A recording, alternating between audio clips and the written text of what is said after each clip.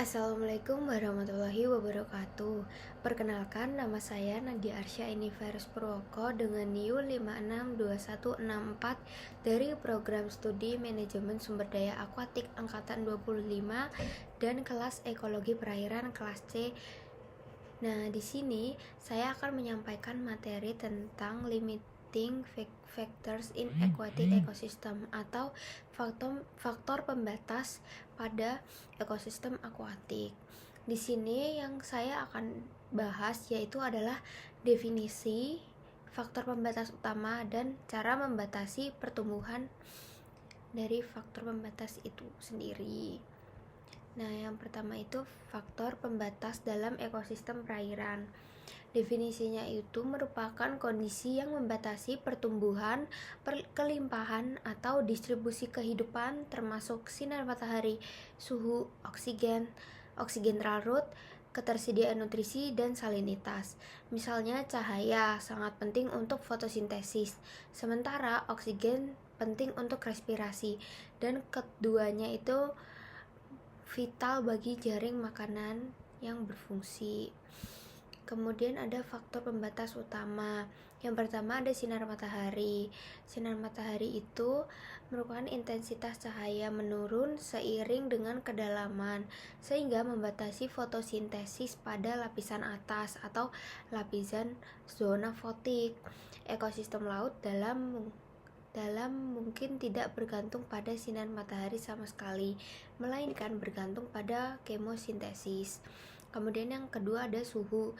Suhu itu memengaruhi metabolisme dan keberlangsungan hidup organisme akuatik. Jadi suhu ekstrim itu dapat membatasi tempat spesies dapat hidup. Kemudian ada oksigen terlarut. Oksigen ini sangat penting untuk respirasi dan dibatasi oleh faktor-faktor seperti suhu dan kedalaman air. Kadar oksigen yang rendah dapat membatasi faktor seperti suhu dan kedalaman air. Kadar oksigen yang rendah ini dapat membatasi kelangsungan hidup banyak hewan yang ada di dalam air.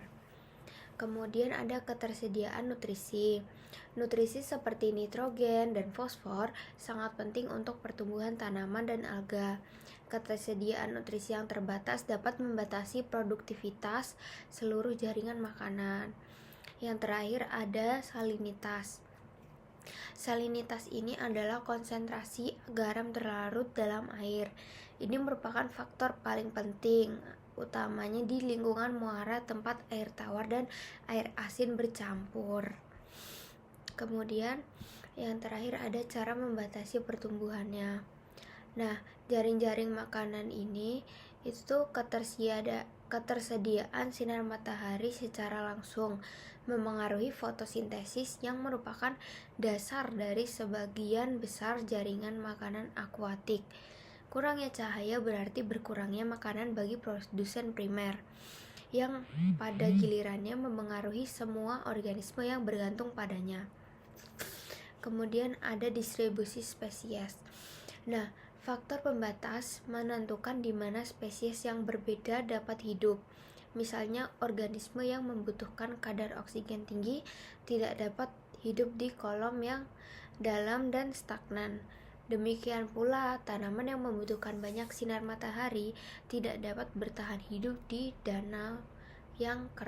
dasar danau yang keruh. Nah, terima kasih, itu saja materi yang dapat saya sampaikan pada materi kali ini, yaitu faktor pembatas dalam ekosistem akuatik. Bila ada kurang lebihnya mohon maaf. Wassalamualaikum warahmatullahi wabarakatuh.